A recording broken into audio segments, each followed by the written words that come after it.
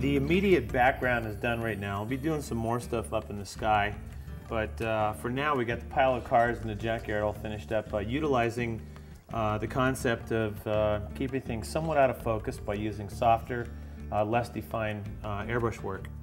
I'm going to go ahead, while I got this tone in here, I'm going to go ahead and finish up the foreground with some of these colors, and we'll be making that color a little bit darker and then moving into the next step of the detail.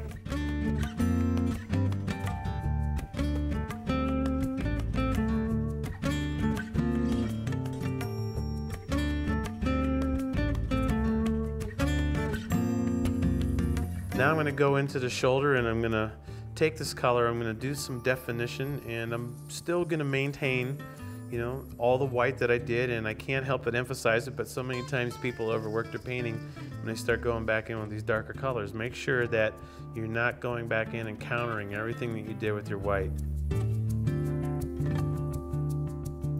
I'm going to do a little detailing here in the mouth. And you can use some loose shielding if you want to help keep the teeth nice and tight, but it's pretty big enough of an area just to go in there and do this freehand. It's a larger image. So I'm just going to go in there and just do all the definition I need, and the Mojo really nails it.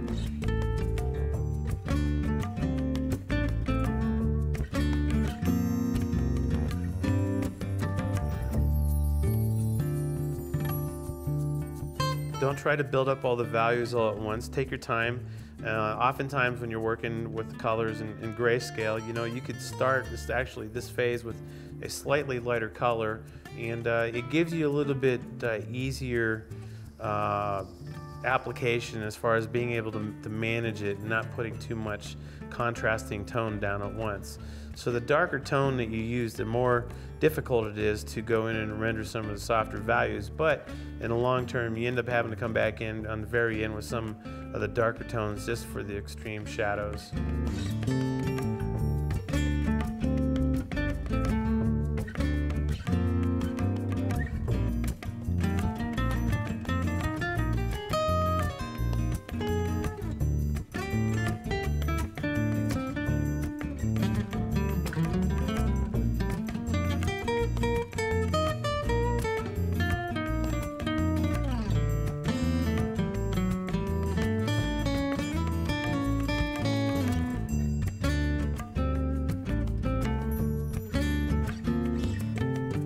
Now I'm going to do some of the makeup on her face, kind of giving her an Alice Cooper type of look, mixed with a little Ace Frehley and a little Paul Stanley. I'm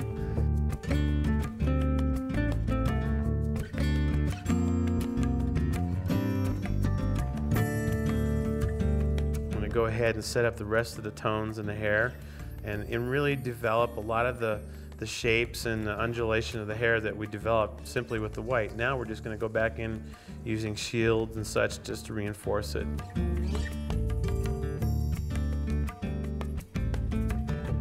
Now I'm going to define the hands and working off the edges of the white where the fingers kind of go into the background and stuff. I'm going to go in and kind of chisel them out, as well as set up the core shadows and the extreme sense of lights coming out the backside of those knuckles. So this is all being done with this dark color and the relative contrast against the white that we put down initially.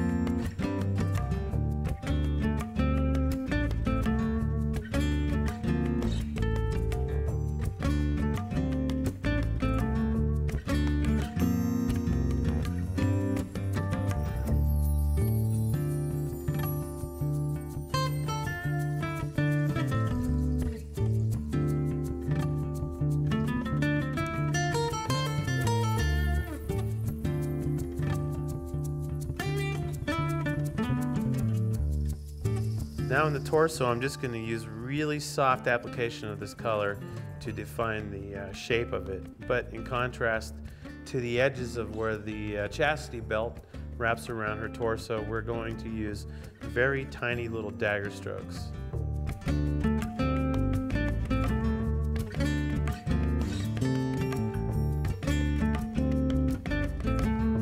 Once you get in a rhythm, it's really easy to get this pattern and the repetitiveness that's necessary to create this effect.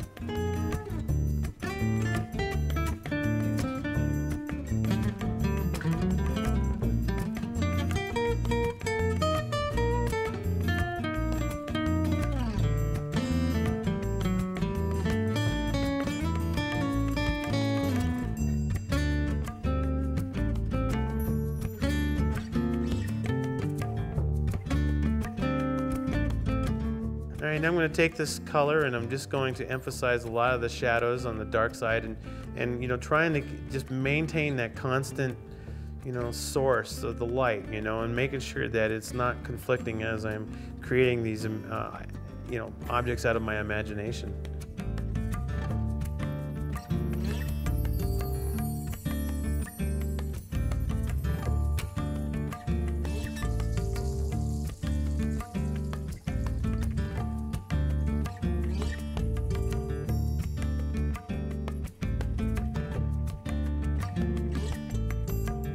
Again, now we're getting back into our foreground image here with our dastardly auto parts thief, and I'm going to use my shielding a lot to define and crispen up a lot of these metallic, highly reflective surfaces that he's composed of.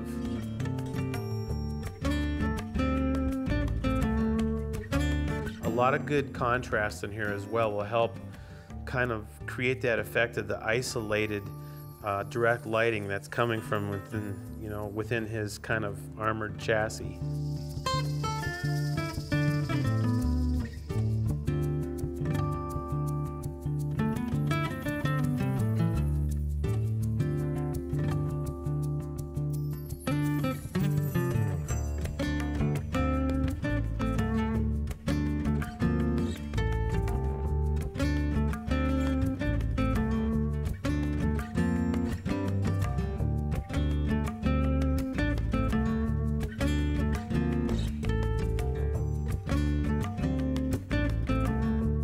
Now I'm going to really bring focus into the eyes and create a lot of darkness around it, and just having the actual eyeball itself kind of peering through the darkness. Again, with, you know, regards to the torch, we want to be cautious of how we put this core shadows and stuff back into these objects to help tell the story that the torch is doing some, it's actually affecting some of the lighting surface.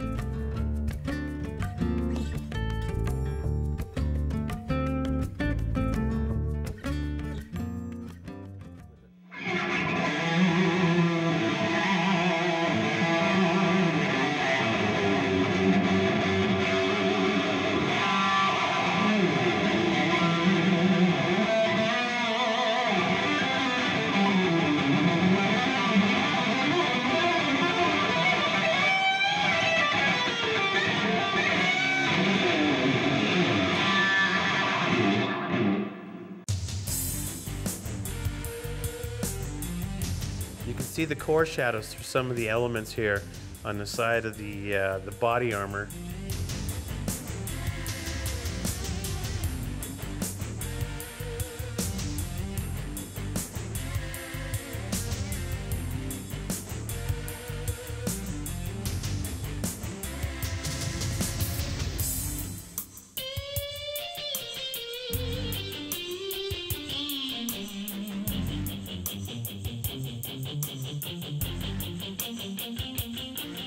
Notice how the crisp shielding really holds the effect of a really crisp and defined metallic surface, and it really emphasizes the way that the light is reflecting off these pieces.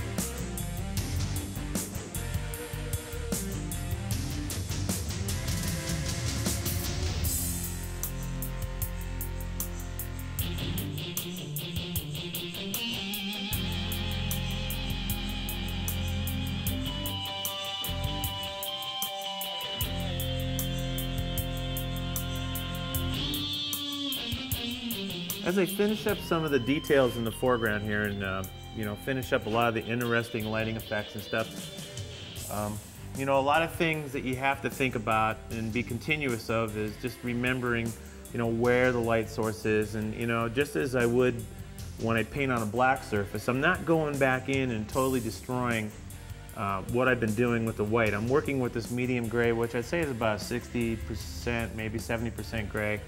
And then when I come back into the foreground with the dark black, it's really going to separate the difference between the background and the foreground with the value. Simply by this being lighter and this having more contrast, it's going to help enhance that whole effect of the field of perspective, the sense of perspective. So I'm just going to continue on through here. I'm going to, you know, focus on the light coming in here out the light, and then eliminating the arm, and also some of this other secondary lighting and stuff, and also the torch. And I'm going to be cautious of that as I'm airbrushing, setting up, you know, crisper shadows on the metal stuff, and also some reflections coming from other light sources.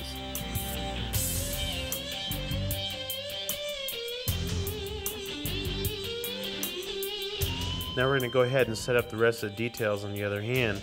And here we have a lot of effect of the light coming off the torch towards the top of the hand and the forefinger. And as that light's going away, it's going to be less impacting on the lower fingers. But you can see the core shadow that runs through the cylindrical portion of those fingers, breaking it down into its very simplest of forms.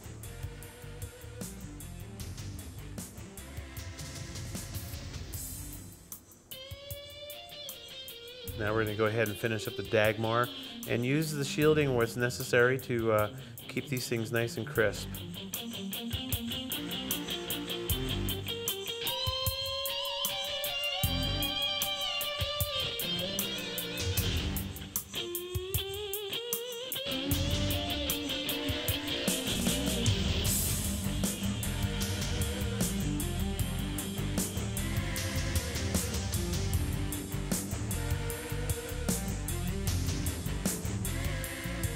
Now with this color, I'm going to use a lot of shielding in this area, just to really crispen up a lot of the edge of the very highly reflective surface.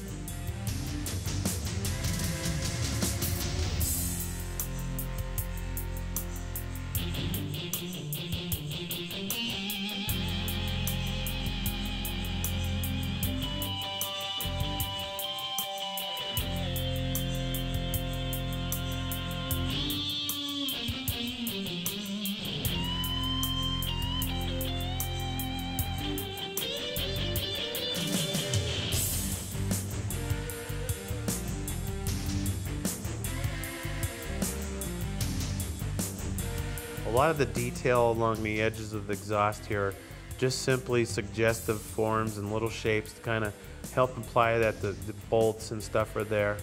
Real quick little dagger strokes. I'm going to use my shield to help assist to keep all the line work here nice and crisp.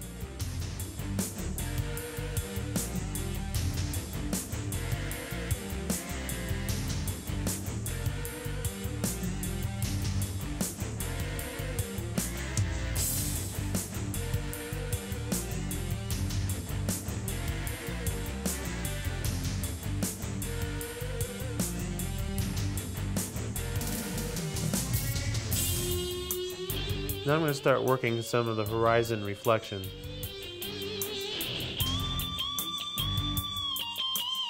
See, I'm using my shield to help keep one of the edges real nice and tight up against the other edge that's going to be highlighted later on.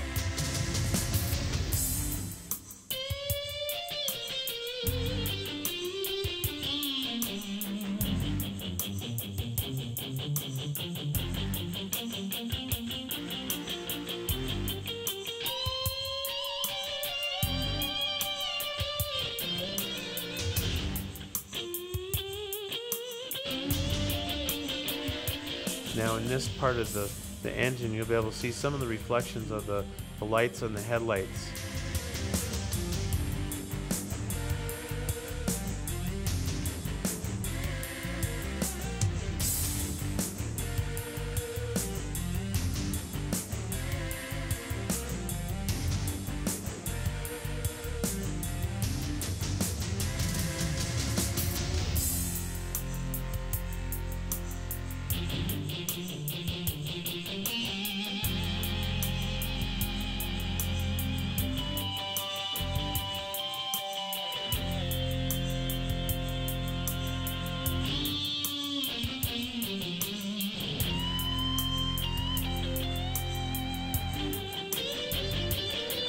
Okay, again, I'm going to repeat a lot of the same things that I've been working on previously with the chrome and the usage of shielding and stuff to help emphasize the crispness and the reflection of that form.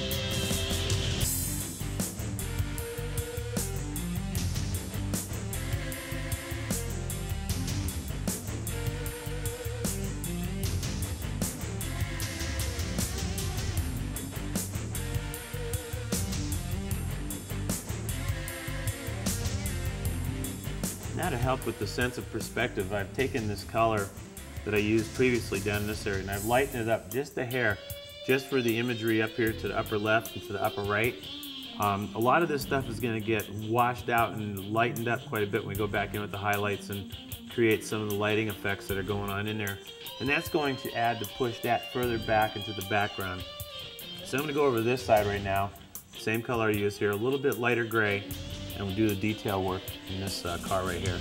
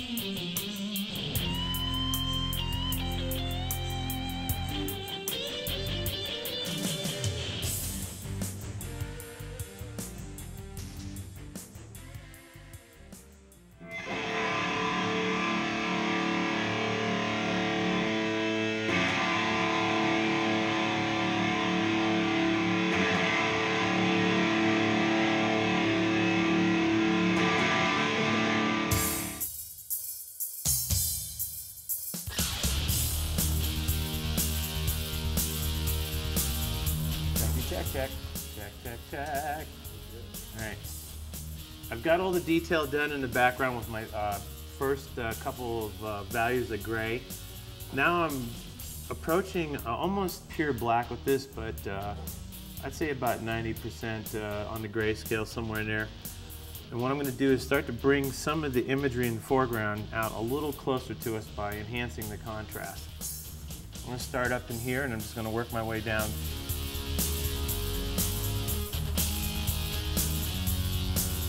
Okay, now you can take this darker tone and go ahead and add a little bit more contrast to some of these edges and features.